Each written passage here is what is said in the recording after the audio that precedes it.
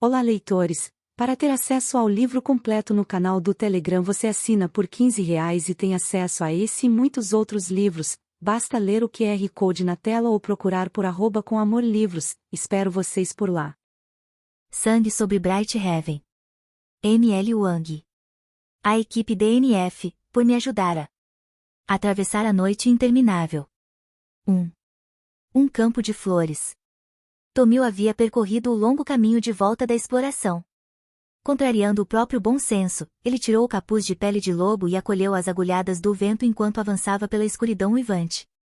Os deuses de Tomil se faziam presentes naquele frio, assim como na neve e na promessa de cor do caule de açafrão profundamente adormecido sob o congelamento. Se aquela era a última vez que o abraçavam, ele queria senti-los. O que tinha restado da tribo de Tomil estava amontoado à beira do lago de Tirana. Aglomerados na escuridão, os caldoneus eram assustadoramente pequenos em contraste com a extensão do gelo. Dos vários batedores que haviam se separado do grupo para procurar lobos gigantes, leões das neves e tribos rivais, Tomil foi o último a se juntar ao clã, aumentando o número para 40 indivíduos remanescentes de uma nação que outrora contará com dezenas de milhares. Nenhuma ameaça, disse Bayern quando Tomil passou por ele. Não era uma pergunta. O caçador-líder deduziu tudo de que precisava por meio da linguagem corporal de Tomil.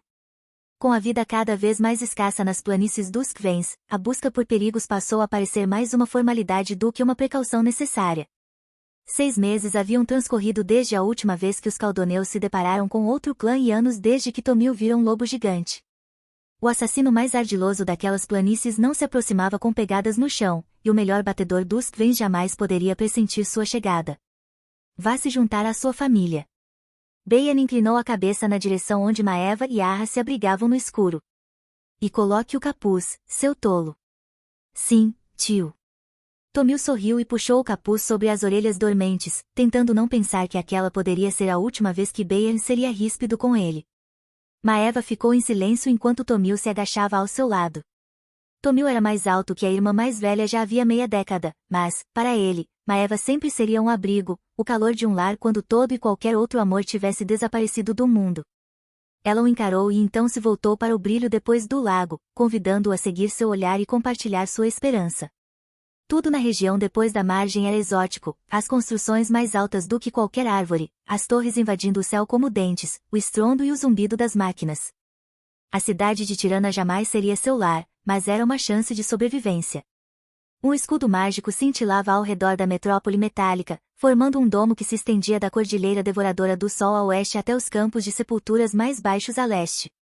Aquele brilhante trabalho de feitiçaria protegia os que estavam lá dentro do inverno e do flagelo, tudo o que havia levado os caldoneus à beira da extinção. Você está pronto? Perguntou Arras, porque esse era o tipo de pergunta inútil que ele gostava de fazer. Não. Tomil tentou não parecer irritado com o marido da irmã, mas, francamente, quão preparada uma pessoa poderia estar para a morte quase certa? E se não a morte, então a grandiosidade do desconhecido. As planícies dos Kvens eram a única mãe que Tomil já conhecera, brutais, mas fáceis de entender para quem tivesse a quietude necessária para ouvir com atenção e aprender seus mistérios. Mesmo enquanto contemplava a cidade depois do lago, sua mente não conseguia aceitar a ideia de que a segurança pudesse residir na feitiçaria incompreensível do outro lado daquela barreira. Maeva estendeu a mão e apertou-a de Tomil, o gesto tão reconfortante quanto quando eram crianças e ele vinha chorando até ela com pesadelos de lobos com muitas bocas. Ele queria tirar a luva de pele de veado e pressionar a mão dela com força, caso fosse a última vez. Mas havia um acordo tácito entre os caldoneus de não se despedirem. Eles tinham que continuar acreditando, por mais irracional que fosse, que todos viveriam para ver o nascer do sol. Tomil, disse Maeva com a confiança serena de quem lhe dizia que ela conseguia enxergar diretamente as dúvidas que se acumulavam sob sua postura comedida. A corrida que vale a pena nunca é a mais rápida. A sabedoria dos antigos caçadores, baseada nos dias que levavam para rastrear e caçar a maior presa, acompanhada pelo tipo de sabedoria abstrata que só uma irmã mais velha como Maeva poderia oferecer. Você sabe que não estamos fugindo para esquecer. Estamos correndo rumo à esperança. A filha de Maeva e Arras resmungou sonolenta no ombro do pai, e Maeva denunciou sua própria ansiedade apertando a mão de Tomil com um pouco mais de força. E você sabe que Karra vai ficar bem, disse Tomil, querendo retribuir as palavras tranquilizadoras da irmã. Pelo menos, Arras pode correr. Foi uma provocação velada à minha inteligência? Ahas ergueu uma espessa sobrancelha ruiva para Tomil. Foi velada? Eu juro que se a minha menina não estivesse dormindo, irmãozinho, eu lhe daria uma surra. Eu sei. Tomil sorriu para seu cunhado corpulento. Por que você acha que eu esperei até ela dormir? Foi uma conversa tola, mas fez Maeva rir. E era só isso que importava, que seus últimos momentos como família aqui nesta margem fossem afetuosos. Está quase na hora. A voz do ancião Certa rangeu como um carvalho acima dos murmúrios entre os membros da família. Façam o sangue circular por suas pernas. Deixem suas ferramentas e armas, acrescentou Bayern. São só peso morto. Como instruído, Tomil desprendeu o arco e a aljava e os depositou na neve. O simples ato de afastar as mãos das armas foi mais difícil do que ele esperava. Por 1000 anos, os caldoneus se definiram por suas proezas de caça. Deixar seus arcos e lanças para trás parecia a concessão final de que não eram mais os predadores alfa que seus ancestrais haviam sido. Em pé. Bayern caminhou pela margem, ajudando os doentes e sonolentos a se levantarem. O frio não vai piorar esta noite. Se há alguma chance de o gelo na extremidade quente resistir, o momento é agora. A nesga de sol que retornava já havia conspirado com o calor da barreira para derreter o gelo do lago entre as planícies e a cidade de Tirana. Logo, o calor do verão acabaria com os montes de neve intransponíveis aos pés das montanhas, abrindo caminhos de terra um pouco mais seguros para Tirana, mas mesmo os mais otimistas entre os caldoneus sabiam que a tribo não duraria até lá. O flagelo havia levado muitos dos animais que a tribo tinha caçado e das colheitas de verão armazenadas para sustentá-los durante a noite interminável. Atravessar o lago agora era a única alternativa para eles. Carra, de 4 anos, acordou enquanto Ahas a ajeitava nos braços. Papai, disse ela sonolenta, tio Tomil voltou? Sim, querida. Ele está bem aqui, respondeu Ahas, e como Carra ainda parecia preocupada, ele enfiou o nariz em seus cabelos ruivos bagunçados para sussurrar algo que a fez rir. Agora, fique quietinha, meu amor. Tudo vai ficar bem. As crianças da idade de Carra e mais novas não conseguiam correr pela neve na altura em que ela estava e tinham que ser carregadas. Felizmente, Ahas havia mantido sua força de mamute durante os meses de vacas magras da noite interminável. Ele conseguiria correr os 3 quilômetros com o peso extra se o destino permitisse. Mas isso também era uma migalha de esperança. O maior perigo naquele lago não seria o frio, a exaustão ou o gelo fino. Seria o flagelo, multiplicado por 10. Enquanto vocês ainda conseguirem respirar, continuem andando, instruiu Bayern. Não parem por nada. Não voltem por ninguém. Nem mesmo pelo seu próprio sangue. As palavras empalideceram e pairaram no ar como uma mortalha. Somos um só sangue agora, um só nome, com um só propósito, a travessia. Todos, apostos, disse o ancião Certa enquanto os últimos caldoneus se posicionavam ao longo das rochas. A quantidade deveria ajudar. Ninguém jamais tinha feito essa travessia sozinho, mas, sim, em grupos grandes, às vezes, havia uma chance. Mentalidade de presa. Vamos. Como se fossem um só, os caldoneus avançaram em direção ao lago. No momento em que as botas de Tomil tocaram o gelo, algo mudou. Em geral, os pobres mortais não conseguiam perceber que o flagelo estava chegando, mas, desta vez, Tomil captou uma leve mudança na pressão, um pressentimento de algo ruim no ar. O branco iluminou a escuridão diante de Tomil, apanhando um dos caçadores adolescentes que estava à frente do restante do grupo. Quando a luz atingiu a manga da camisa do garoto, ele parou bruscamente, e quando ela iluminou seu rosto, Tomil reconheceu a primeira vítima do flagelo, Drevan, garoto que tinha ficado órfão no último inverno, um talentoso caçador de animais de pequeno porte, um garoto quieto. Ele não estava quieto agora. Ninguém estava quando o flagelo lacerou sua carne. Ampliado pela extensão indiferente e aguçado pelo frio, o grito de Drevan era o som de pesadelos. A pele se desprendia da carne e a carne dos ossos como fios se desenrolando. Alguns dos adolescentes que corriam perto de Drevan pararam de repente, horrorizados, enquanto os anciões atrás deles gritavam. Continuem correndo. Não há nada que podemos fazer por ele. Continuem correndo. Drevan havia deixado a margem em disparada, o que significava que toda a tribo estava atrás dele. Todos o viram se desintegrar, gritando, até que os raios de luz arrancaram os lábios do garoto com os próprios dentes, a pele de suas costelas e, por fim, destruíram seus pulmões. Em segundos, o pequeno caçador se transformou em uma pilha de tecidos, cabelos e ossos puros. O sangue que jorrou de seu corpo deixou a marca de uma flor na neve. Avante, filhos! Bayan agarrou dois dos adolescentes que haviam parado e os pôs de novo em movimento. Não olhem para trás, ninguém. O próximo a morrer foi Elra, um menino de 8 anos que lutava contra a neve próximo do fim do grupo. Uma mulher, na margem, Tomil não conseguia ver se era a mãe de Elra ou uma de suas irmãs mais velhas que era obcecada por ele, não soltou a mão do menino, e a luz a levou também. Não satisfeito com o corpo de uma criança desnutrida, Flagelo foi direto para sua próxima refeição, da mesma forma que pulava de um trigo para outro quando o vento os juntava. O menino e a mulher se desintegraram um após o outro, uma flor sob outra flor na superfície do lago. Tomil não podia culpar o jovem Caldoneu que vomitava e chorava ao ver seus companheiros transformados em farrapos. Mas, aos 20 anos, ele próprio já havia perdido tantos entes queridos para o flagelo, que criará uma armadura. Ele seguiu em frente ao lado da irmã e do cunhado, controlando o ritmo com cuidado, não importava o que ouvisse, independentemente de quais gritos tocassem seu coração. Ele tentou não reconhecer um grito que parecia ser de Mirage, seu último amigo de infância que ainda estava vivo e o praticante remanescente da tradicional arte em madeira da tribo. Ele tentou não ver a luz reivindicar Riga, que o amamentou na ausência da mãe, e Taren, que o ensinou a caçar depois que o pai se fora, Landair, cuja memória impecável mantinha vivas as canções mais antigas da tribo. Felizmente, à medida que os gritos se multiplicavam e ecoavam, eles se fundiam em um uivo dilacerante e abrangente, no qual o ouvido mais atento não conseguia discernir uma única voz. Em vez de se perguntar quantos caldoneus ainda restavam correndo, Tomil concentrou-se em Arras, vários passos à sua frente, com Maeva ao seu lado. Enquanto estivessem com ele, Tomil conseguiria continuar. E se, em algum momento, não estivessem mais, bem, Tomil também tinha tentado se preparar para isso. À medida que se aproximavam do meio do lago, os jovens que haviam saído em disparada começaram a perder o ritmo. Eram os adultos, mais experientes, como Tomil, Maeva e Arras, que agora estavam na frente. Arras liderava o grupo, ultrapassando todos, mesmo com a pequena Carra nos braços. Todos os caldoneus estavam acostumados a correr no inverno, mas mesmo os pulmões com melhor condicionamento só conseguiam aspirar uma quantidade limitada de ar nessas baixas temperaturas antes que o frio os vencesse. Tomil começava a sentir o frio ameaçador no fundo do peito. Ele tinha acabado de diminuir o ritmo, ficando alguns passos atrás de Maeva na esperança de desacelerar a respiração e aliviar os danos quando, à frente deles, o branco atacou mais uma vez.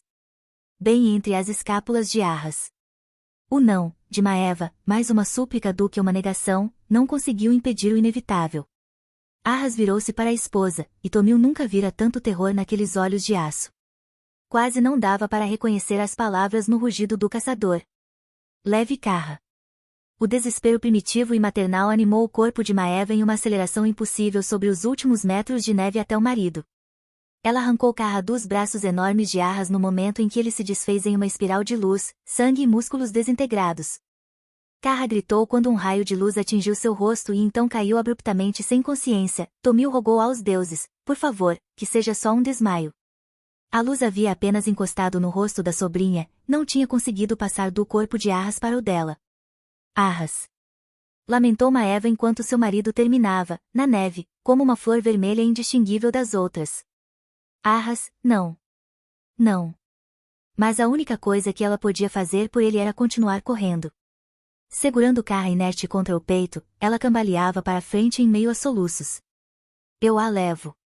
Tomil gritou, vendo que a irmã abalada não sobreviveria com o peso extra. Maeva, eu a peguei. Ele acompanhou o passo de Maeva e puxou Carra para seus braços sem diminuir o ritmo. Concentre-se apenas em correr. O ar congelado havia passado da ardência para uma pontada nos pulmões de Tomil, mas não importava mais o dano que ele sofresse. Não agora que ele era responsável por levar Carra para um lugar seguro. O restante das pessoas já tinha corrido pelo menos 3/4 do caminho do lago. Estavam quase lá, e ainda restavam alguns deles. Tomil não olhou, mas sempre que havia uma pausa nos gritos, ele conseguia ouvir seus pés triturando a neve. Essa neve ficava mais fina e úmida à medida que o brilho da barreira de Tirana se aproximava, irradiando um calor que teria sido um alívio bem-vindo se os pulmões de Tomil já não estivessem em carne viva.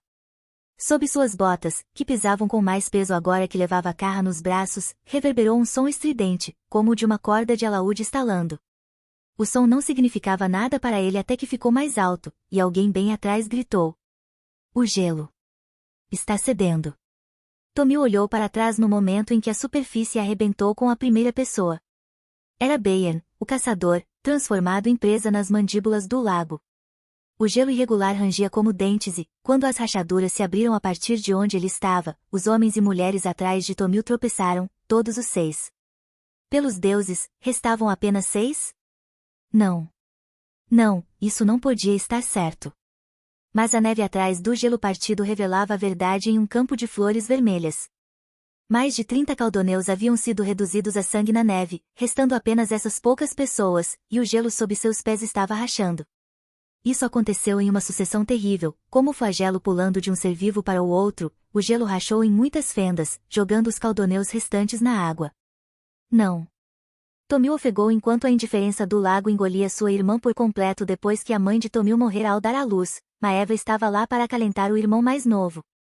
Quando o flagelo levou seu pai, Maeva limpou o sangue e as lágrimas do rosto de Tomil. Depois que todas as suas tias e seus parentes se foram, Maeva estava lá. A única e inabalável. O mundo de Tomil se despedaçou com o gelo. Suas pernas cederam. A escuridão e o frio o envolveram, embora o gelo sob seus joelhos ainda não tivesse rachado. Ele se afogou com sua família. Então, um não, perfurou como uma lança a escuridão sufocante. Maeva estava submersa, com exceção da cabeça, o frio da morte já tomando seus lábios, o cabelo vermelho como fogo congelado nas bochechas. Ela havia se agarrado a uma placa de gelo inclinada, não para viver, mas para gritar. Tomil. Corra. E uma verdade se encaixou dolorosamente no coração de Tomil, Maeva o carregara até ali para este momento. Para que, neste último trecho, Tomil pudesse carregar sua filha. Ali estava uma razão para viver maior do que toda a sua dor e medo. A água iluminou-se com um branco brilhante em 3, depois 4, 5, 6, lugares que rapidamente se tornaram um vermelho vivo enquanto o flagelo reclamava as vítimas afogadas. E assim se foram os últimos caldoneus. Ainda não completamente. Tomil segurou a sobrinha com força, e a sensação da cabeça dela em seu peito o fez se levantar. Ainda restam os últimos. Somos sangue do mesmo sangue. A voz de Bayan ressoou enquanto o caçador, Maeva e todos os outros deslizavam em direção às mandíbulas flamejantes da morte. Um só sangue, um só nome, um só propósito. Despindo-se de tudo menos daquele propósito, Tomil virou-se e correu para a cidade. Não ligando mais para o fato de seu corpo estar destruído, correu como se não houvesse amanhã. O peso de Karra, que deveria tê-lo desacelerado, impulsionava-o como se todos os deuses volúveis dos Kvens tivessem investido a própria força nessa última corrida para a margem distante. Se Ernaia do Fogo deu força pela queima nos pulmões de Tomil, Mearras da Caçada deu a ele uma resistência maior que sua composição física, nem das águas manteve o gelo no lugar, mesmo com rachaduras nos calcanhares de Tomil. As rochas na margem do lago brilhavam douradas com a magia de Tirana. Salvação. E a própria morte pareceu deixar Tomil escapar. Suas botas deram os últimos passos para atravessar o gelo, onde o calor da barreira o reduzira a uma fina camada. Não importava. A água ali chegava apenas até suas canelas, e ele avançou com fúria, cortando as pernas no gelo quebradiço, incapaz de sentir os machucados por causa do frio. Ele chegou até as rochas como um louco e escalou-as até sentir o brilho dourado da segurança. A barreira mágica não resistiu à entrada de Tomil, apenas o lavou com uma luz que formigou em sua pele gelada. Então, ele conseguiu passar para o outro lado e chegou à fonte pura. Eles haviam conseguido. Tomil caiu de joelhos na terra mais plana que já tinha visto. Não era terra, percebeu. O solo sob seus joelhos era uma criação de Tirana. Pavimento. Ele colocou Karra no chão com a maior delicadeza do mundo, naquela superfície exageradamente plana. Seu rostinho estava pálido de frio e o sangue escorria de onde o flagelo tinha deixado a marca de uma lua crescente em seu olho esquerdo. Com as mãos trêmulas, Tomil atrapalhou-se para tirar a luva e pressionou 2 dedos na lateral do pescoço dela. Por favor, murmurou ele, por favor, e mesmo ali, onde nenhum dos deuses podia dar uma resposta a Tomil, eles lhe concederam essa única misericórdia. Um batimento cardíaco respondeu. Karra iria viver. Entendendo isso, a força animal deixou o corpo de Tomil, e ele desabou ao lado da sobrinha. O flagelo havia desaparecido do ar, assim como qualquer sussurro dos deuses de Tomil, deixando para trás apenas uma terrível ausência. Ele abriu a boca para soluçar, porém, estava fraco demais e só conseguia puxar o ar. Lágrimas escorriam de seus olhos em direção aos pelos das têmporas, derretendo o suor cristalizado em sua pele, e ele se odiava por não conseguir gritar. Os caldoneus haviam desaparecido, junto com todas as suas habilidades, canções e amor mútuo. A terra deveria estar tremendo. O céu deveria se abrir e lamentar essa perda. E ali estava Tomil deitado, engolindo em seco como um peixe encalhado, incapaz de emitir um som. Ele não sabia dizer quanto tempo ficou deitado ali até que um pisão de uma bota cravou em seu ombro. Ei! Disse uma voz com a impaciência de alguém que já tinha repetido aquilo várias vezes. Um rosto desconhecido apareceu acima de Tomil, com olhos verdes e nariz arrebitado sob um cabelo castanho e curto. Está acordado, flagelado? A língua falada em Tirana pertencia ao mesmo tronco linguístico dos idiomas que Tomil conhecia, raízes caldoneias com um toque de indrasta nas sílabas, como as ondulações nas bordas das folhas, mas seus ouvidos levaram um instante para se ajustar à discrepância de sons. O sol que espreitava sobre as colinas a leste não era o sol que Tomil conhecia. A barreira havia alterado sua cor, e as linhas retas dos prédios de Tirana repartiam sua luz em retângulos desconhecidos e rígidos. Até o ar parecia estranho agora que os pulmões de Tomil tinham parado de queimar o suficiente para que ele sentisse o gosto de cada respiração, esfumaçado, mas, diferentemente de uma fogueira ou de uma queimada na pradaria, essa fumaça tinha um gosto ácido como bile. Ei, Benny! Gritou o guarda da barreira por cima do ombro. Temos um, vem aqui. Só um desta vez? Questionou uma segunda voz. Bem, dois, contando com a menina, mas acho que pode estar morta. Não. Tomil tentou falar, mas tudo o que saiu foi um murmúrio ardente. Uma segunda figura apareceu acima dele, distinguível da primeira apenas pelas sardas espalhadas pelo nariz. O ancião certa havia avisado que poderia ser difícil diferenciar um tiranês. Os dois estavam vestidos do mesmo jeito, com uniformes rígidos com botões de latão. Eles carregavam armas de metal nas costas, maiores que porretes e menores que lanças. Armas de fogo. Se estiverem fracos demais para trabalhar, não temos lugar para eles, declarou o guarda sardento com frieza. Isso significava que... Quer que eu os jogue de volta para lá? Não. Tomil por fim conseguiu verbalizar e agarrou a bota do primeiro guarda. Talvez ele não conseguisse ficar em pé ou mesmo falar mais alto do que o som áspero que saía de sua garganta, mas a pressão de sua mão era forte pelos anos costurando couro e encordoando arcos. Isso devia falar por si só. Consigo trabalhar. A frase estava entre as poucas palavras em tiranês que Tomil havia aprendido antes da travessia. O ancião certa dissera que qualquer um que chegasse àquele lado da barreira precisaria delas para se manter vivo. Consigo trabalhar. É. O tiranês sardento não pareceu convencido. Não parece. Mas ele segura forte. O primeiro guarda fez uma careta ao ver a mão em sua bota. Não custa nada levá-lo ao acampamento e ver se ele se recupera. Tudo bem, concordou o guarda sardento, impaciente. Vou me livrar da menina. Ele estendeu a mão para Carra. Não. O desespero reanimou o corpo de Tomil, lançando-o em direção à sobrinha. Ah, pelo amor de Ferin. O primeiro guarda pisou, com a bota, no ombro de Tomil para empurrá-lo para o lado. Mas havia uma última coisa que o ancião certa havia dito sobre os tiraneses: em sã consciência eles não eram capazes de separar os pais dos filhos. Suas leis religiosas proibiam isso. Então, agarrado à Carra, Tomil sussurrou uma palavra tiranesa que os caldoneus quase não usavam. Minha filha. Parecia visceralmente errado negar a existência de Maeva e Arras quando o sangue deles ainda estava fresco no lago. Mas os tiraneses davam um poder estranho às palavras e às reivindicações de propriedade. A bota deixou o ombro de Tomil. Sua filha, né? Falou o homem sardento. E, aparentemente, os tiraneses tinham o mesmo problema com os rostos dos Kvens que Tomil tinha com os deles. Nenhum dos guardas questionou por que Tomil tinha traços tão diferentes dos da sobrinha. O fato de ambos terem olhos cinzentos já bastava. Tudo bem, então, vocês podem ir para o acampamento juntos. Vejam se está do agrado de vocês. Quando Tomil olhou confuso para o guarda sardento, o tiranês esclareceu com rancor. Boa sorte alimentando a ratinha. É por sua conta e risco.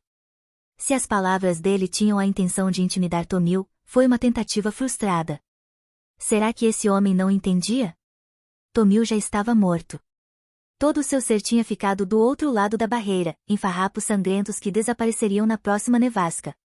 Mas Kara estava viva. E enquanto o corpo de Tomil respirasse, por todos os seus deuses silenciosos, ela continuaria assim. No seu interior, ele duvidava que fosse possível criar uma criança caldoneia naquela cidade de metal e engrenagens, mas seria uma traição a todos os seus ancestrais se não tentasse. Desde que os dois permanecessem juntos, ele poderia se convencer de que a carnificina da travessia não tinha sido em vão. Os caldoneus ainda estavam vivos. Todos os presentes assistiram maravilhados enquanto os travos se apoiavam em sua perna torta e erguia a barreira contra feitiços como nem mesmo o mestre profeta Leão vira antes, uma camada para proteger do inverno, uma camada para proteger de amargurado flagelo. E, no interior desse campo dourado, criado conforme a vontade de Deus e mantido por seus magos, estabelecemos nossa nação dos escolhidos. A Tirazida, Fundação, verso 3, 56 de Tirana. 2. Determinação de uma mulher. Siona pressionou a testa contra o assento à sua frente e não conseguiu acalmar a respiração. Vamos, querida, Alba tentou persuadi-la. Sente-se e coma um scone. Não consigo.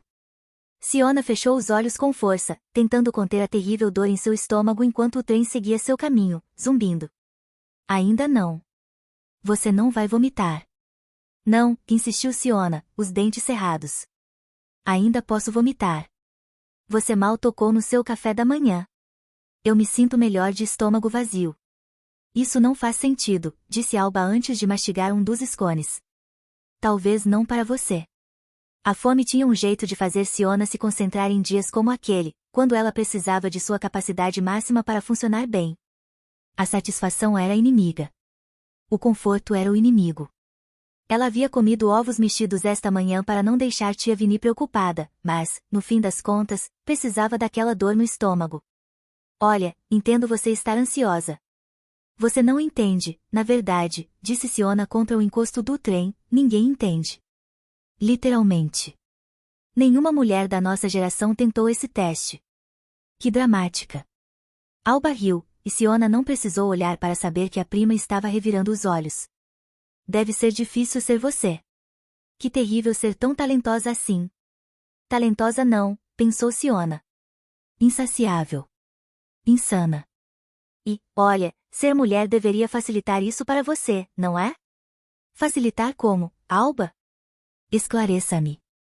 Quer dizer, nenhuma mulher jamais passou no teste antes, então, se você for reprovada, não há vergonha nenhuma nisso. Não há vergonha. Claro que Alba pensaria assim. Para ter vergonha, era preciso ter orgulho, e Alba nunca tivera o excesso irracional disso como tinha Siona. Não é com a vergonha que estou preocupada, explicou Siona, embora sem dúvida haveria muita vergonha depois de tanto esforço. Você sabe por que o conselho só deixa que uma mulher por vez faça o teste a cada década, não sabe? Sei, respondeu Alba com uma espécie de tom sofrido que Siona não suportava. Dizem que fazer testes com mulheres é perda de tempo. Exato, confirmou Siona, o que significa que a magisteria só apresenta uma candidata a cada 10 anos para provar essa banalidade, que mulheres não merecem a consideração do conselho. Então, entende o meu problema? Se eu for reprovada, serei essa prova. Terei arruinado a magia para a próxima década de magas pesquisadoras. Acho que você está analisando demais a coisa toda. Acho que você está analisando de menos. Testes como esses são políticos, querem reforçar um estereótipo e são simplesmente tensos, entende? Não que sutilezas políticas fossem o ponto forte de Siona, só que algumas funções da magisteria estavam na cara. Esse teste terá consequências para outras pessoas além de mim. Tudo bem, mas cá entre nós, disse Alba. Desde quando você realmente se importa com outras pessoas que não você? Eu me importo, protestou Siona, ficando imediatamente ciente de que seu tom era defensivo demais para convencer. É. De onde são esses scones? Não entendi, do que você está falando? Quem fez esta cesta de scones? Tia Vini? Siona presumiu. Você se lembra dela assando-os ontem à noite ou esta manhã? Por que eu me lembraria disso? Siona retrucou. Eu estava só um pouquinho ocupada me preparando para o teste mais importante da minha vida. Os scones foram um presente de Ansel, o filho do padeiro, acrescentou Alba quando Siona apenas a encarou sem expressão, que acenava para você com um grande sorriso no rosto todas as manhãs desde que a família dele abriu a loja na nossa rua. Ele os deixou ontem à noite, antes de você sair da mesa. Ao perceber que não havia, no rosto de Siona, vestígio algum de que ela estava se lembrando do acontecido, Alba continuou: estávamos ouvindo as previsões eleitorais no rádio quando ele entrou. Você olhou direto para ele. Sério mesmo que você não se lembra? Eu não me dei conta de que o teste já havia começado, zombou Siona, ácida. Vou ter que saber qual era a cor do gorro dele também? Algum comentário sem graça que ele fez sobre o tempo? Você poderia ser mais educada com Ansel. Alba franziu a testa daquele jeito crítico que Siona nunca entendeu direito, mas que sempre a magoava. Você lembra que ele perdeu o irmão ano passado? Claro que lembro. Aquela quantidade exorbitante de sangue nos paralelepípedos era difícil de esquecer. Mas o que isso tem a ver comigo? Só estou dizendo que você mal presta atenção nas pessoas que estão bem na sua frente. Tenho certeza de que passar no teste seria bom para outras mulheres e tudo mais, mas não acho que você possa dizer que está fazendo isso por elas. Quer dizer, você consegue ao menos citar o nome de alguma maga pesquisadora que está em atividade, ou de algum mago pesquisador que está em atividade, com quem você se importa de verdade? Siona inclinou a cabeça, abriu a boca. Seu orientador não conta. Siona fechou a boca. Talvez Alba tivesse razão. Siona estava mesmo chateada com o fato de mulheres não serem admitidas na alta magisteria ou com a ideia de que ela poderia não obter tal admissão. Depois de 20 anos lendo todas as noites em vez de dormir, rabiscando fórmulas em vez de tocar nas refeições. Ah, Siona, você precisa endireitar o corpo. Alba deu um tapa no braço da prima, com os olhos verde-oliva arregalados de admiração. Sente-se direito e olhe. É tão bonito. O trem cruzava a ponte mais alta da cidade no momento em que o céu ficava vermelho com a promessa de sol sobre as colinas a leste. Mesmo depois de 1000 viagens de trem por aqueles trilhos, não havia nada como ver a maior civilização do mundo despertar com o amanhecer. A sagrada rede elétrica de 40 subestações de Tirana funcionava a noite toda, mas só fornecia energia de manhã cedo, e esta época do ano era perfeita para apreciar a vista. Com o sol da meia-noite do verão já tendo se despedido e o inverno escuro ainda por vir, o sol nascia na mesma hora que o povo trabalhador de Tirana acordava. Lâmpadas foram acesas primeiro nas janelas dos distritos operários, depois nas mansões mais afastadas, criando um mar de faíscas que se dissipava na extensão azul escura das plantações ao norte. Feitiços brilhavam como relâmpagos no horizonte enquanto os alquimistas extraíam minério para a produção diária de aço. Abaixo dos trilhos do trem, vagões com as entregas matinais de leite e frutas para os ricos percorriam as estradas como uma procissão de besouros de cascos reluzentes. Com os novos compostos de borracha do arquimago Duris para suas rodas e o suave cimento alquímico substituindo os paralelepípedos da maioria das ruas principais, os veículos andavam mais rápido do que nunca, mas os vagões puxados por magia ainda pareciam lentos e pequenos vistos do trem. Siona gostava mais da cidade vista de cima, todas as suas maravilhas técnicas em exibição sem a bagunça de seus habitantes humanos, ninguém para incomodá-la com conversinhas ou tentativas de contato visual, bem, ninguém, exceto a mulher animada no assento ao seu lado. Louvada seja Feren, que vista! Alba agarrou-se ao braço de Siona enquanto o trem subia. A assistência técnica de relógios e rádios onde Alba trabalhava ficava a apenas 2 quarteirões do apartamento delas, então ela quase não tinha oportunidade de ver a cidade de Tirana. Não acredito que este é o trajeto que você faz. Talvez pela última vez. Siona havia prometido à tia Vini que, se o teste não desse certo, ela iria arrumar um emprego de verdade ensinando magia a crianças em uma das escolas locais. Nada de universidade, nada de pesquisa, nenhuma chance de um legado de verdade, apenas um bando de estudantes insolentes como aqueles que fizeram da sua infância um inferno. Não diga isso, Siona. Você vai se sair muito bem. Ninguém se sai muito bem no teste de alta magisteria, observou Siona, determinada a não se encher de esperança. As pessoas simplesmente passam, ou não passam. Quando o trem diminuiu a velocidade na Universidade de Magia e Indústria, o sol já havia atingido o topo das montanhas, brilhando no domo que protegia Tirana do flagelo e a mantinha aquecida durante o inverno rigoroso. Algumas pessoas olharam de canto de olho surpresas ao ver o manto cor de ameixa escura de Siona enquanto ela andava pelo corredor do trem e desembarcava na plataforma. Não que as mulheres jamais tivessem alcançado o nível de formação acadêmica de Siona, mas era algo incomum. E das poucas mulheres que de fato haviam conseguido se formar em magia, a maioria usava mantos verdes e se dedicava ao ensino. por que se dedicar à pesquisa, afinal, quando as mulheres não podiam ocupar os cargos mais altos, era melhor para uma maga empregar seus talentos treinando a próxima geração de grandes inovadores masculinos, a menos que ela fosse um monstro permanentemente insatisfeito como Siona, sempre correndo atrás do que não lhe pertencia. Enquanto Alba se maravilhava com a agitação e a imponência da estação de trem da universidade, a admiração de Siona se concentrava no lugar de sempre, no puro poder mágico do próprio trem. Ela nunca se cansava de observar os canalizadores de pressão projetados de maneira magistral brilhando em cada uma das portas, fechando-as.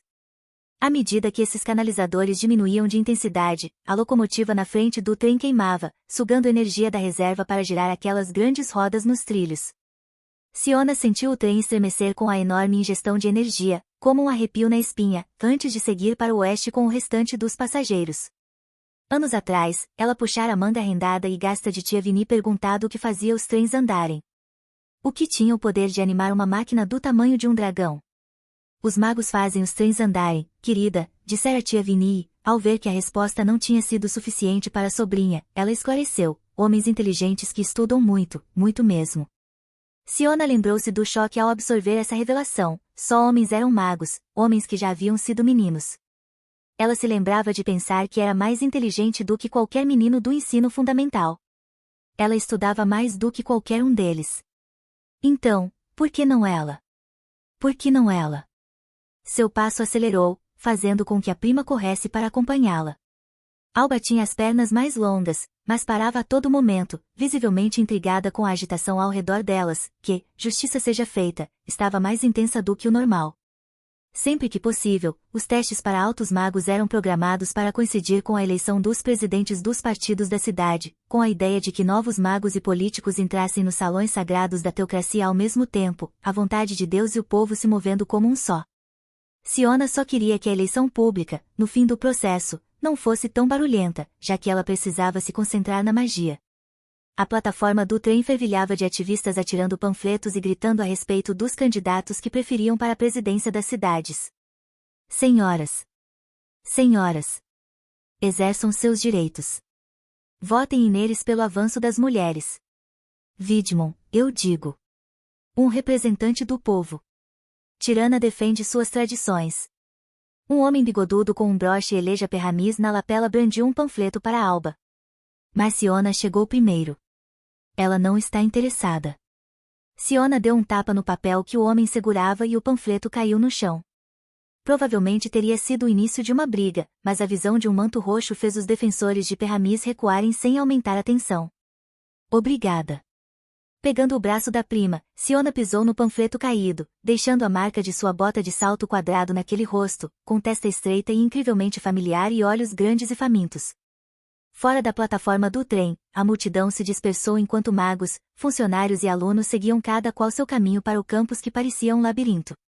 A atual Universidade de Magia e Indústria se estendia por mais de 1 quilômetro em qualquer direção, mas o trem em direção a oeste levava os passageiros além das modernas torres de concreto no fim do campus até a arquitetura antiga no coração de Tirana. Ali fortalezas da conquista tinham sido erguidas, e havia muito tempo tinham sido convertidas em dormitórios e salas de aula, com madressilvas escalando muralhas e líquens coroando as torres. Alba ficou boquiaberta ao contemplar o esplendor antigo sob a luz do sol nascente. Você já veio ao campus antes, não veio? Siona lembrava-se vagamente de Alba acompanhá-la em algumas entrevistas durante o processo seletivo, muitos anos atrás. Sim, é que, Alba parou de falar quando o magicentro surgiu e ela ficou sem palavras. A cúpula do Salão Leon, a sede de toda a magia em Tirana, brilhava branca e dourada à luz da manhã. A cada passo que davam, as torres da biblioteca ficavam mais altas atrás da cúpula como uma coroa, enquanto as duas torres de drenagem mais altas de Tirana apareciam uma de cada lado como sentinelas antigas.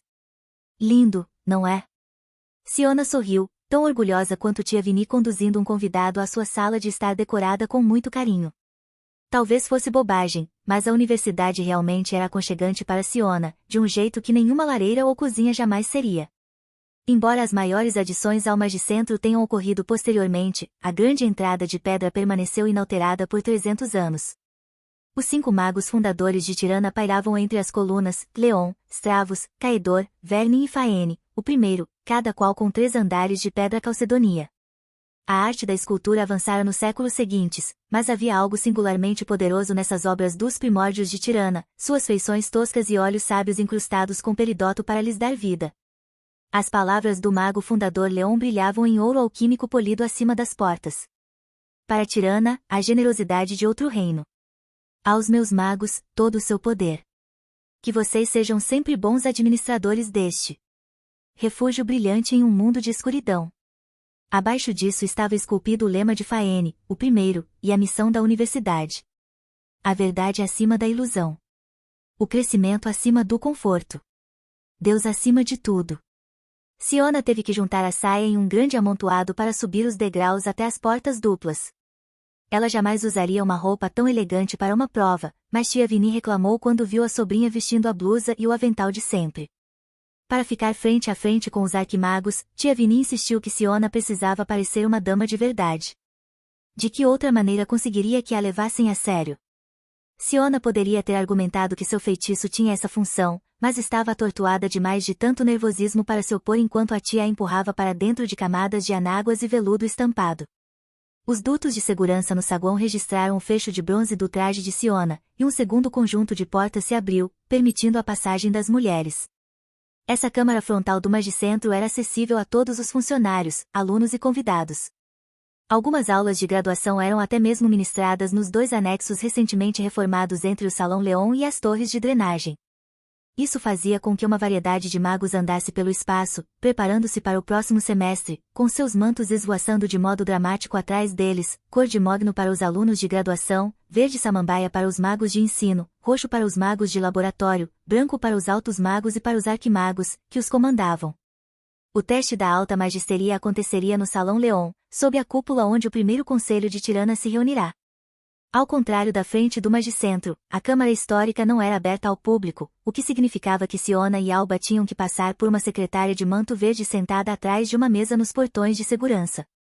A idosa olhou para o manto de Siona por um instante antes de ficar empolgada. Ah, você deve ser Siona Freina. Seus olhos cor de esmeralda brilhavam como se ela tivesse acabado de ver um unicórnio. Você e sua amiga podem passar por ali. E boa sorte. A fofoca já estava passando de boca em boca dentro da magisteria, até mesmo a secretária do primeiro andar sabia que havia uma candidata fazendo o teste este ano, o conselho geralmente era reservado em relação às próprias decisões. A maneira como a secretária ergueu o punho em incentivo fez Siona se perguntar se essa mesma funcionária estava na mesa da última vez que uma mulher esperançosa passou por aquelas portas para enfrentar os desafios que a aguardavam lá dentro. Talvez ela mesma tivesse sonhado com a alta magisteria, mas sucumbido às pressões da tradição e da praticidade e deixado os sonhos de lado.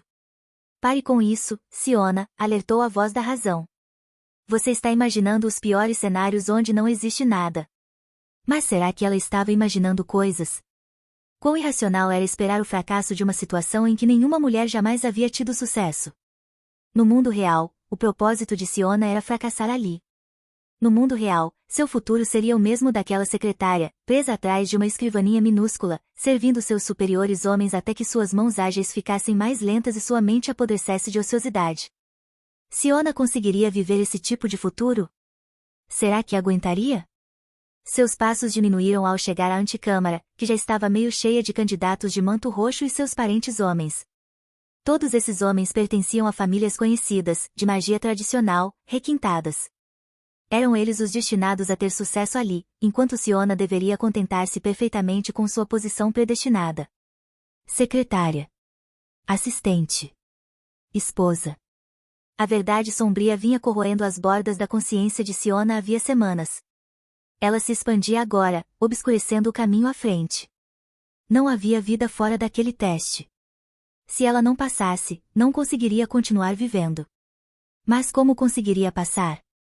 O terror existencial tomou conta de Siona, deixando sua visão escura. O chão estava ficando embaçado, correndo para encontrá-la, quando um vulto branco afastou a escuridão, assim como o leão diante da horda. Arquimago Derrit Bringon. Siona tropeçou, recuperou o equilíbrio e olhou para seu orientador. O arquimago estava usando o traje completo, com cordões dourados que o distinguiam pendurados nos ombros de seu manto branco. Luz sagrada. Aí está ela. Ele sorriu, radiante, os braços estendidos. Minha futura alta maga, Sorta, Freina. Sorta, Livian, que prazer vê-la. Você se lembra de mim, arquimago? Agora parecia ser a vez de Alba ficar a ponto de desmaiar. A adorável prima da Sorta, Feina? Como eu poderia esquecer? Abaixo das sardas em seu rosto, Alba ficou vermelha como se fosse uma adolescente. Talvez fosse porque os homens não costumavam chamar Alba de adorável, ela era alta para os padrões femininos, tinha um maxilar quadrado e mais músculos nos braços do que a maioria dos homens gostaria. Considerando isso, Siona supôs que até mesmo um elogio de um homem com idade suficiente para ser seu pai era algo a ser valorizado. Cabeça erguida, minha filha. O arquimago virou-se para Siona. Eles vão querer ver um pouco de autoconfiança. Tudo bem, Siona respirou fundo. Só não fique autoconfiante demais, pensou ela, ou os examinadores achariam arrogante. Metade de Tirana provavelmente achava arrogante uma mulher tentar o teste.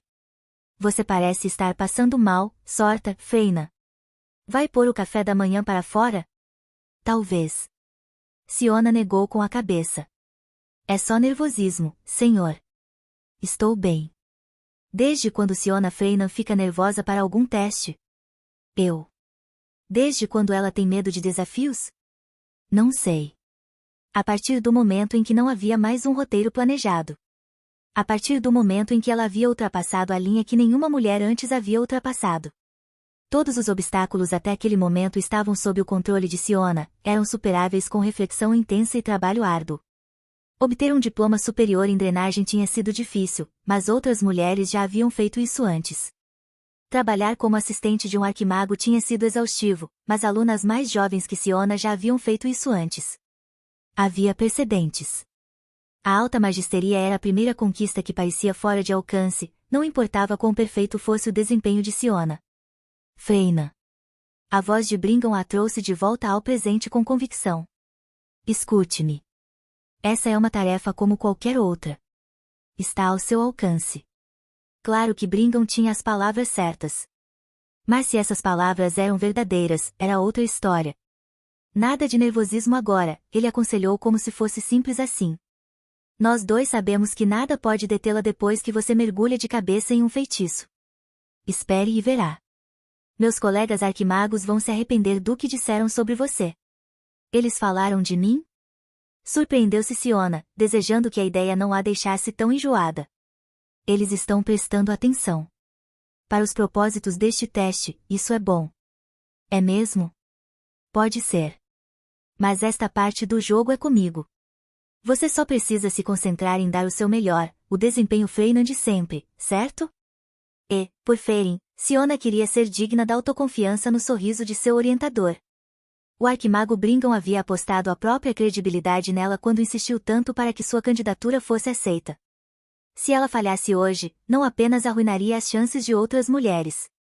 Prejudicaria a reputação de Brigham, depois de tudo o que ele tinha feito por ela. Vou tentar não decepcioná-lo. Não há a menor possibilidade disso, falou ele.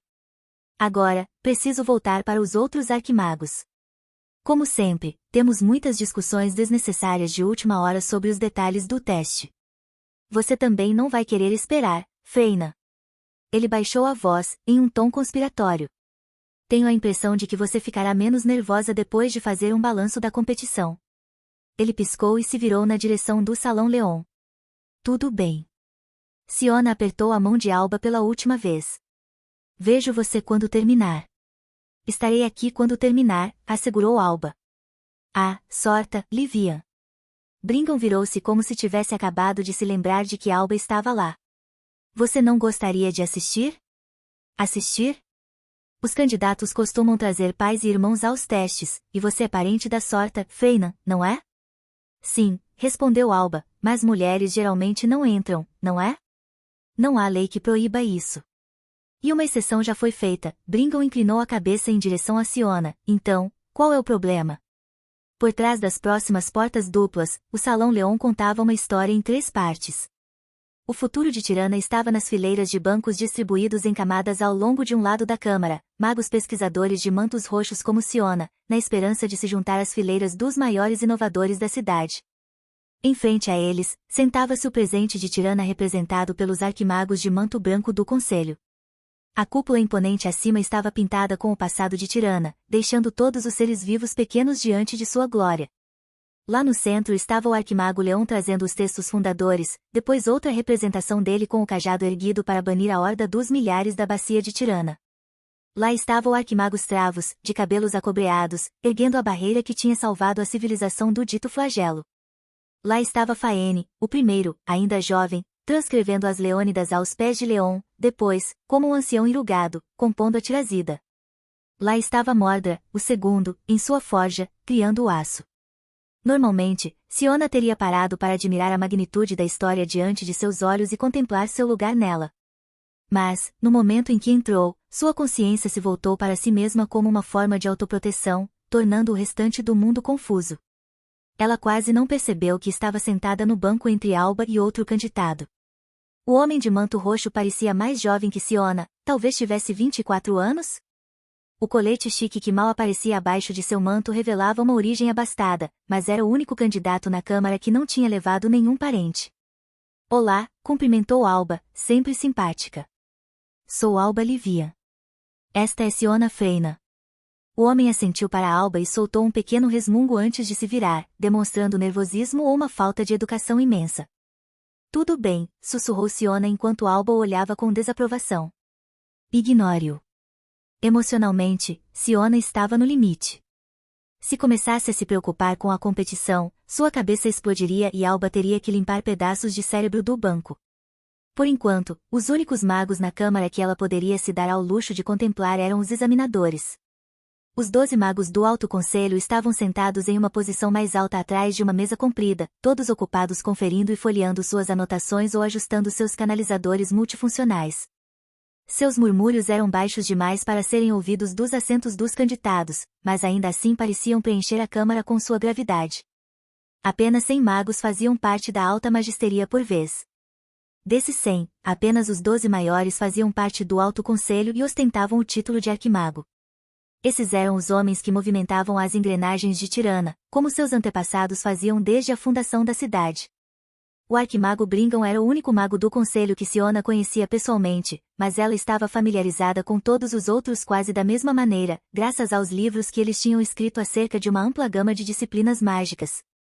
O arquimago supremo Orinhel, chefe de estado e clérigo, ocupava o assento mais alto.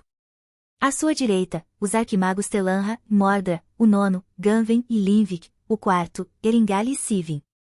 À sua esquerda, Bringan e Rentornen, o segundo, Duris, Capernai e Faene, o 11º.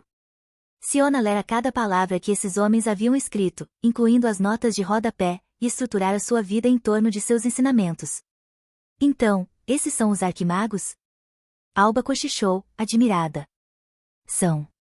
Ter trabalhado com Bringan por tanto tempo, tê-lo visto em seus dias de folga, quando ele derramava chá nas próprias anotações, errava suas coordenadas de mapeamento ou batia o dedo do pé em equipamentos de laboratório, deveria ter diminuído um pouco da mística do conselho. Mas vê-los todos sentados juntos naquele salão sagrado provocou um arrepio na espinha de Siona. Eles não são o que eu esperava. Você achou que eles eram tão grandes quanto as estátuas lá fora? Brincou Siona. Ou que aqueles mantos brancos realmente irradiavam luz como nas pinturas? Não. Eu não tenho 5 anos. Eu acho que pensei que eles estariam segurando cajados? Cajados são canalizadores de guerra, esclareceu Siona. Em batalha, um mago precisava de um canalizador flexível, porém robusto, que não se desfizesse com as liberações explosivas de energia do combate. Mas Tirana não estava em guerra desde que os magos fundadores derrotaram a Horda, 300 anos atrás. A maioria dos altos magos ainda treina com cajados como prática religiosa particular, já que é obrigatório na Tirazida, um texto que Alba não tinha lido na escola leonita, mas canalizadores tão grandes não são práticos de verdade para a magia do dia a dia. Nos anos em que Siona trabalhou para o arquimago Bringan, ela nunca o vira tirar o cajado do armário onde ficava guardado. Então, como eles fazem a própria magia? Perguntou Alba. Todos com magígrafos? Não, disse Siona. Digitar cada feitiço na hora levaria muito tempo, não acha? Cajados são apenas um tipo de canalizador multiuso. Os altos magos usam diversos objetos para implementar suas ideias de feitiço. O arquimago Duris usa aquelas luvas brancas. O arquimago Orinhel tem um anel, embora a maioria dos magos mais velhos ainda prefira varinhas. Como funciona? Você vai ver. Todos os assentos no salão foram direcionados para o centro, com vista para um piso circular onde os candidatos demonstrariam suas habilidades. Esse círculo havia sido o palco de dezenas de momentos decisivos na história de Tirana. Foi onde o mago traidor Sabernin foi julgado por fazer magia das trevas e condenado à morte. Foi onde Rentornen, o primeiro, apresentou a lâmpada mágica que levou ao desenvolvimento de toda a rede elétrica de Tirana. Carreiras nasceram, floresceram e encontraram seu fim dentro desse círculo. No momento, o piso claro de calcário estava vazio, havia apenas uma despretensiosa mesa de carvalho no centro. Sobre a mesa, havia uma pilha de papel mágico e um magígrafo Linvic de última geração com uma bobina de mapeamento padrão do tamanho de um prato de jantar. Outros itens seriam incluídos no teste, mas os arquimagos os invocariam à medida que fossem necessários. Gerrin Mordra. Foi o primeiro nome que o arquimago Orinhel chamou diante do silêncio tenso, e o candidato ao lado de Siona se levantou. Por favor, aproxime-se. Mordra. Siona olhou de soslaio para o jovem enquanto ele ajeitava nervoso o manto em cima daquele colete de playboy. Aquele era o filho do arquimago Siret Mordra? De repente, Siona o odiou por demonstrar qualquer sinal de nervosismo. Não havia nada em jogo para ele ali. Ele passaria no teste com base no legado do pai, como sempre acontecia com os filhos dos membros do conselho. Havia apenas 2 vagas disponíveis na alta magisteria desde que o alto mago Kandin se aposentar e Sivin fora promovido ao conselho após o falecimento do arquimago Ardona durante a última noite interminável. Mesmo que o filho do arquimago Mordra não conseguisse notas altas nas provas, uma dessas vagas seria dele. Siona olhou feio para as costas do herdeiro enquanto ele encarava o conselho, agradecia a consideração deles e declarava sua missão. Arquimagos de Tirana, eu me coloco humildemente diante dos senhores para fazer o teste para o posto de alto mago. Estudei magia na Academia Danvort e aqui na Universidade de Magia e Indústria. Minhas áreas de especialização são matemática e teoria do mapeamento. Em outras palavras, nada. A teoria da magia sem a aplicação. Qualquer pessoa com um pai importante o suficiente conseguiria tirar boas notas em matemática e teoria, já que nenhuma delas exigia comprovação de eficácia em um laboratório, muito menos em uma fábrica. Com sua permissão, eu me aproximarei da mesa de testes. Quando o arquimago Orinhel assentiu, Siona inclinou-se para a frente, ansiosa para ver se aquele desgraçado patético estaria à altura de seus antepassados. A família Mordra havia revolucionado os sistemas de transporte e comunicação de Tirana, então era uma tarefa difícil. O arquimago Rentornen, o segundo, foi o primeiro a dar o exemplo. Tirando uma varinha de nogueira da manga, ele executou um movimento sutil, quase imperceptível do assento do candidato. Uma luz brilhou na ponta da varinha e uma tigela se materializou sobre a mesa. No recipiente à sua frente, você encontrará 400 tiras de papel com ponha e ative um feitiço para dispersá-las pela câmara. Uma solicitação ridiculamente fácil. Havia centenas de maneiras de fazê-la e pouquíssimas formas de estragá-la. Siona acreditava que um excesso de energia poderia criar uma faísca que incendiaria o papel, mas Rentornen, o segundo, não havia exigido que o candidato mantivesse os pedaços intactos, apenas que os dispersasse. Gerrin Mordra atacou o magígrafo com as mãos de um compositor experiente, os dedos batendo nas teclas de aço tão rápido que cada um dos cliques se fundia em um estrondo em cascata. O silêncio no salão ampliou o som e fez os próprios dedos de Siona tremerem. Após meio minuto digitando, Mordra apertou a tecla Enter com um estalo audível e começou sua composição de mapeamento. Nesse momento, seus dedos desaceleraram um pouco, revelando indecisão. Siona levaria metade do tempo para escrever um simples subfeitiço de mapeamento, mas ela tinha feito estágio desde a graduação nos laboratórios de Bringham, lidando com energia bruta e também com números. Era difícil prever como esses números se traduziriam em energia quando alguém só trabalhou no papel. Por fim, Mordra apertou a tecla de mapeamento. O magígrafo estalou novamente e exibiu os frutos de sua tentativa hesitante de composição. Alba ofegou e agarrou a mão de Siona com tanta força que doeu. O que foi? Sussurrou Siona. Isso é. É isso que é. Siona esqueceu que a visão de outro reino era novidade para não-magos como Alba, que raramente testemunhavam os processos mágicos por trás de suas máquinas. Para Siona, a imagem em tons de cinza na bobina de mapeamento de Mordra parecia apenas um borrão. As luzes estavam fracas quando deveriam estar brilhantes, difusas quando deveriam estar nítidas. Seria difícil encontrar a fonte de energia certa naquela bagunça. E Jerry Mordor sabia disso, seus dedos tremiam de apreensão antes de fixar as coordenadas de drenagem que alimentariam seu feitiço de ação. Quando ele apertou a tecla de drenagem, uma explosão ocorreu na tigela, fazendo chover confete de papel pela câmara e levando os idiotas a murmurarem maravilhados. Um desses idiotas, é claro, era Alba. Incrível! Ela se admirou, arrancando um pedaço de papel que tinha ficado preso em seus cachos castanho escuros. Não é um feitiço difícil, comentou Siona baixinho. Só extravagante. Siona teria conseguido fazer isso dormindo e ficou horrorizada com a qualidade irregular da energia. Um pedaço de papel que havia grudado em sua saia se rasgou, e ela notou que Mordor se apressou para empilhar perto do magígrafo os papéis que haviam se espalhado fora de ordem. Não há razão para usar tanta força para dispersar papel, isso revelava uma falta de clareza no mapeamento de Mordor e, pior, uma falta de precisão em sua mira, o que era de se esperar de alguém com formação em matemática e teoria do mapeamento. Enquanto os arquimagos explicavam a Mordor a próxima prova, Siona sentiu as mãos voltarem a coçar. Mesmo entrelaçando os dedos em uma tentativa de manter uma postura digna, ela não conseguia evitar que se contorcessem.